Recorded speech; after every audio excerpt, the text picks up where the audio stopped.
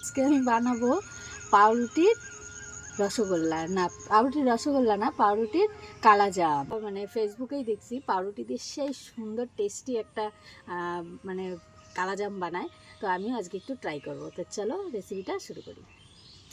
এরপর আমি কাইটে দিব, কাইটে ফেলে দেবো আর কি। আর এগুলো আমার মেয়ে খাই নিবে, আমার মেয়ে এগুলোকেও ছাড়ে না।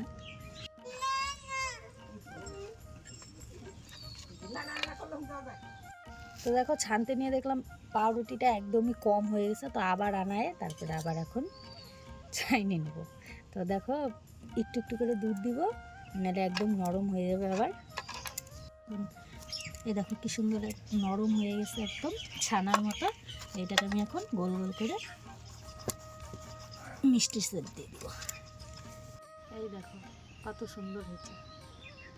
আমি এখন এটা কড়াইতে আমি তেল দিয়ে দিলাম, ট্রাই করার জন্য অল্প বানাইলাম। আজকে যদি ভালো হয় তাহলে এরপরে আবার বেশি বানাবো। তো দেখো কয়েকটা হয়েছে, তো তেলটা আমার গরম হয়ে গেছে, আমি এখন ছাড়িয়ে দেবো একটা একটা করে।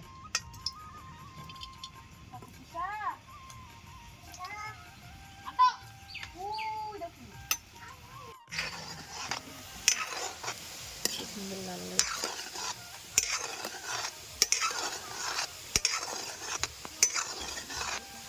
নিলাম,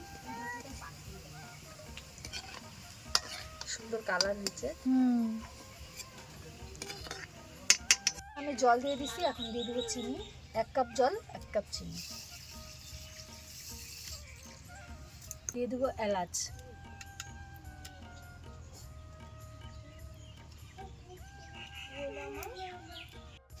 আমি শিরার মধ্যে এখন মিষ্টিগুলো দিয়ে দেবো।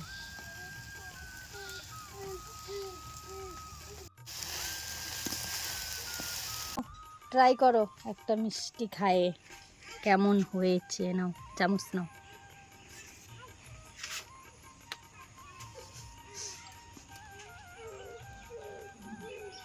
কেমন?